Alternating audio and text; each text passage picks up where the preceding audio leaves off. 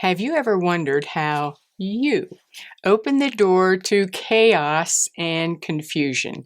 It's usually one of two different ways, and some of you do it both ways. The first one is what we confess, what we say with our mouth. Because what we confess, what we're saying to the world around us, I agree with this, I own it, it's part of me. And that's usually when we say, really yucky things about ourselves, about other people, about our circumstances. And we're just coming into agreement with the mess. And that allows all that mess to become part of us and just create chaos, confusion around us, creates chaos and strife in your home. That's not useful. One of the things I'm very careful of is what words I say. I'm not trying to make it fake. I'm not trying to lie. I just choose carefully what I say. You know, if you think back to the beginning of time, God created by speaking. He spoke and it became. So our words are really powerful.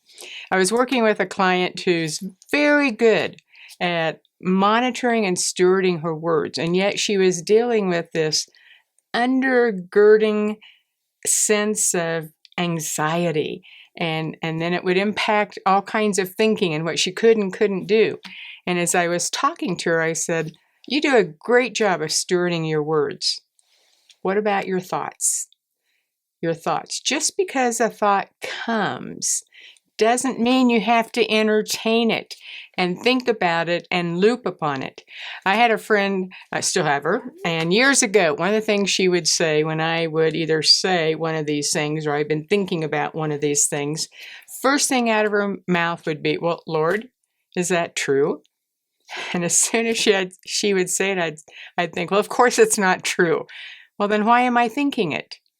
Why am I thinking that? See, our thoughts run our nervous system. It becomes a blueprint for our nervous system. So when there's confusion and anxiety and chaos internally, that's coming from our thoughts.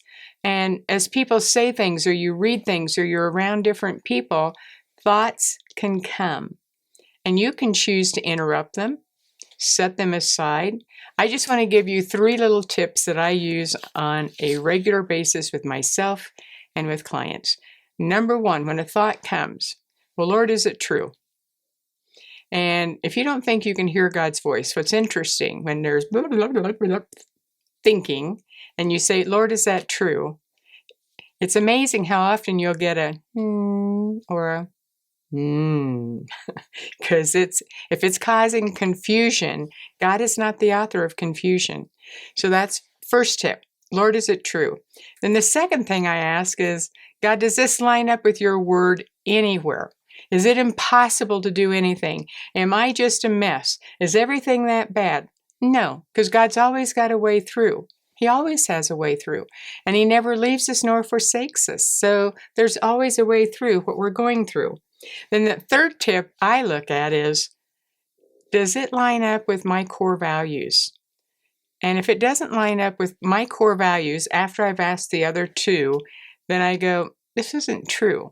So I can replace it. In one of my other videos, I talk about the big eraser. I can just put my hands up here and say, Lord, I just give you all those thoughts. I just choose to erase them out of my mind and give them to you. So I can erase them, I can interrupt them, and I can replace them with something I know is true. One of the probably 2 of the most common negative thoughts are, I'm powerless to change anything and I'm not good enough.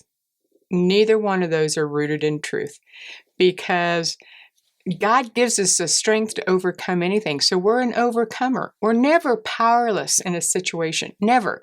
We may not know what to do in an empowered state, but God does. So if we ask Him to bring His power into this situation and to guide us and to show us the next step, He will. And when we think we're not good enough, that's not true either, because we're in a learning process. And it's okay to give yourself grace, taking baby steps, applaud your progress, but most of all, remember these 2 concepts. You can steward your thoughts, and you can steward your words. And when you don't, you willingly maybe unknowingly, open the door to chaos and confusion. So isn't it time to shut the doors on chaos and confusion by doing something that's just a decision or an interruption away? Steward your thoughts, and steward your words. God bless you to learn and become the whole person that God created you to be.